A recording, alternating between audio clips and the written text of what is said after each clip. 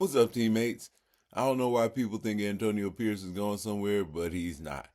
I'm not worried about Antonio Pierce and not worried about his job.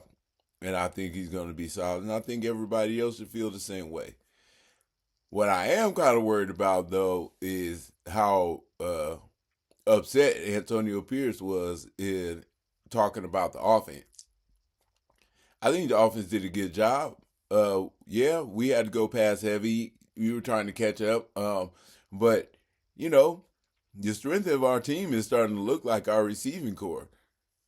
Jacoby Myers, and once we can get Brock Bowers when we can, and Trey Tucker when we get him out there. Mike Mayer came back, and it seemed like he hadn't lost a step. He got him involved in the offense early. Um, our running game wasn't strong. I mean, we went to it not as much, but again, we're trying to get the ball downfield, and the strength of our offense is in our receivers.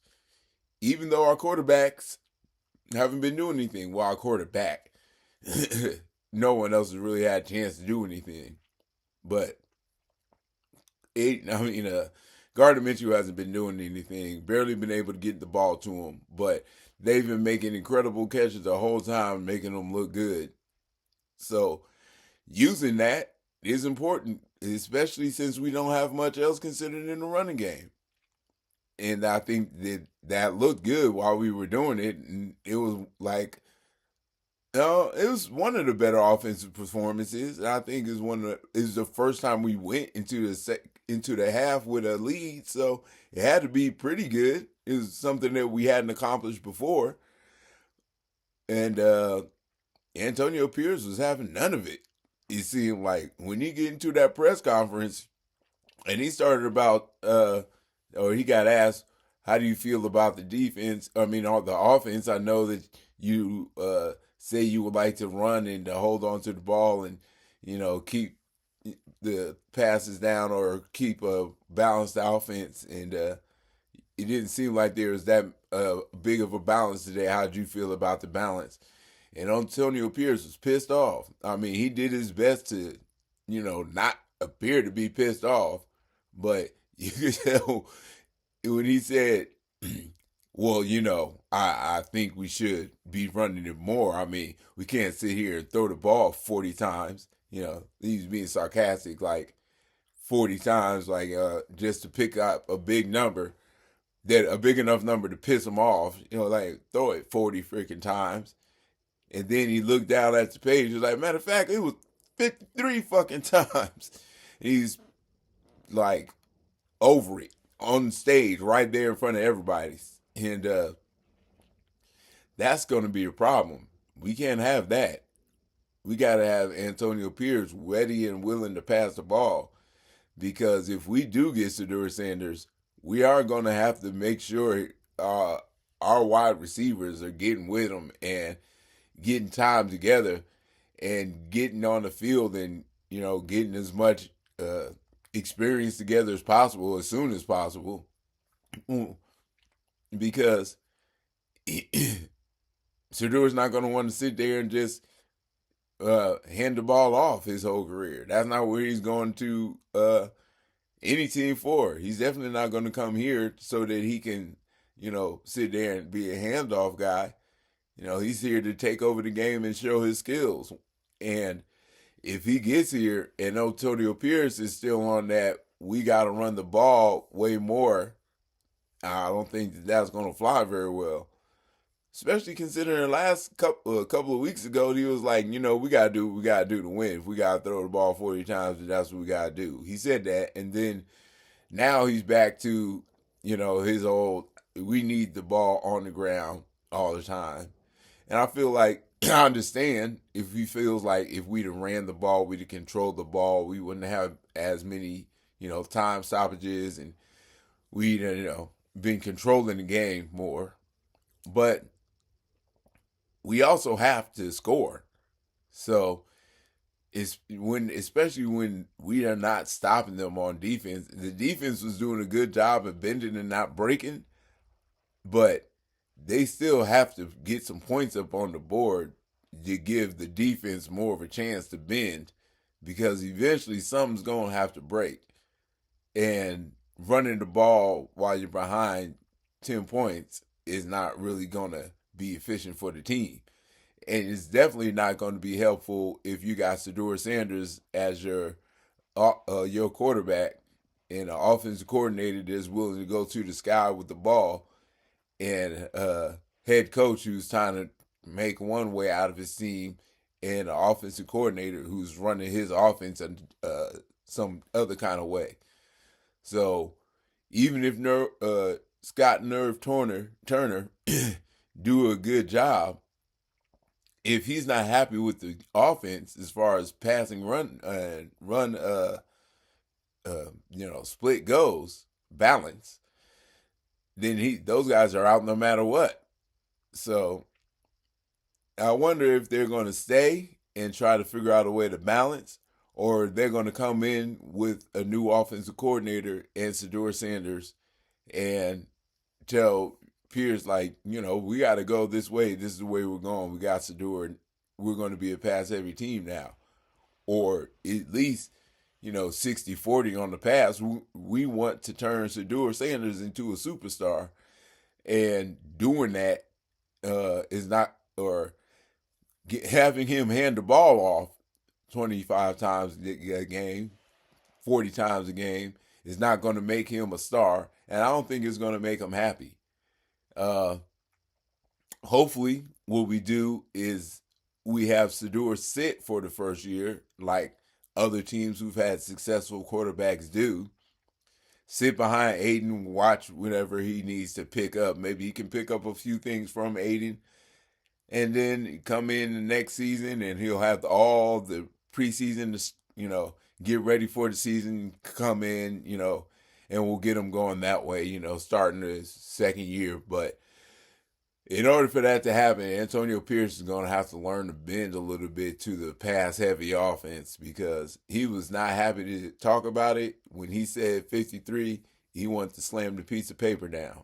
So we're going to have to be more pliable this year even as well, because we just don't have the running backs for it. We do have the line for it seems like, especially now that it looks like we got some continuity.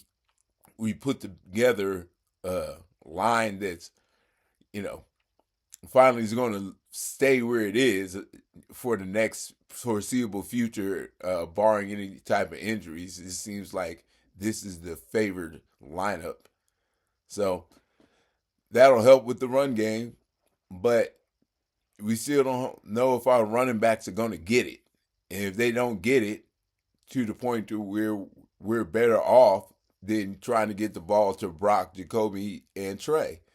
So it's hard to come up with run all the time when we don't have running backs that are better than our wide receivers. It'd be different if we had talented running backs and our wide receiver was somewhat suspect. But it's actually the exact opposite for us. We got some exciting wide receivers actually with Jacoby Myers, Brock Bowers, and Trey Tucker. I mean, once Madden comes out, Brock Bowers is going to be a 90 plus. And, I can see Jacoby Myers being at 87, even higher, 88, maybe even a 90. And then Trey Tucker, maybe he'll still come into the 80s. But what I'm saying is there's talented wide receivers, and it's going to be like that even on the paper. So once we get the quarterback that we want to get the ball to them, we got to have Antonio Pierce be willing to get the ball to them as well. So I think the only holdback for the situation for the foreseeable future would be something like that. And then if that creates a turmoil, then I can see that being the thing that, it destroys the relationship between Antonio Pierce and the Las Vegas Raiders. That's 3 years down the line, though, and this is just speculation. Really, I'm just saying this because I'm figuring out why other people are saying he should be fired, and I'm saying this is the only scenario I see that would mean he was no longer the head coach of the Las Vegas Raiders. Anything outside of that, I see Antonio Pierce being our head coach for the foreseeable future until he retires, in my opinion. the culture that he's brought to the team should not be underestimated. It's underestimated by the fans. It's underestimated by the news and the media. But those in the building don't underestimate something like that. You don't fire the boss when everybody loves the boss. Now, if things start going too sour, yeah. But right now, with 7 of our 11 defensive starters, as projected in the beginning of the season, being gone, there's nobody looking at Antonio Pierce like, what the hell are you doing? Especially when our defense has been keeping us in the game for at least the first half, each game, all year. So Antonio Pierce's job is not in jeopardy. And the silver lining is I'm happy about it. You know what I'm saying? And everybody else should be, because culture is important, and he's brought a culture to the team that everybody from the very beginning, even people, everybody who watched his first press conference said, wow, I want to run through a wall for this guy. Everyone who watched it. Now, everybody wants to ram his head through a wall. It's all right. Things change and people fade off because people don't like to hold to a conviction, just like to mold to whatever seems to be right. It seems like, especially in, I guess in this field, like I'm actually in this field, like I'm a sportscaster or something. But anyway, not important, but I do like talking sports. And in this talk, Antonio Pierce would be fine. He brought the culture to the team, and that's why I think he's going to be here for a good long time. Silver lining in this is I'm happy about it, and hopefully he'll be pliable and be able to get his foot off of that run pedal when we get a decent passer behind there, or even if it's Aiden. And, you know, he's going to be there the first year, and they're going to want to watch the passing game develop. They're going to want to watch the receivers improve, even if Sadura is going to be sitting and waiting. And that's assuming we get Sadura. That's still, even if it's 95% chance, there's still 5% chance that it doesn't happen for whatever reason. So, with that being said, I think I'm happy about where we're going. I'm happy about Antonio Pierce. I'm happy about the rookies that we saw play last week. Of course, I'm happy we got Aiden back, but I'll talk about that some other time. That's a whole happiness story all on its own for me, especially for me. So, anyway, thanks for coming through. Thanks for being there and helping me try to be confident enough to keep trying to do this. I appreciate those of you who watch. Even though it's not a whole bunch, it's still enough to make me happy. Appreciate it. And I don't feel like a loser. I feel like a winner. Like I can win at this thing. And that's why I keep trying. And I might not win, but hell, can't win them all anyway. And the clouds will get dark. But when you're looking for the bright side, come to the silver lining. Guru out.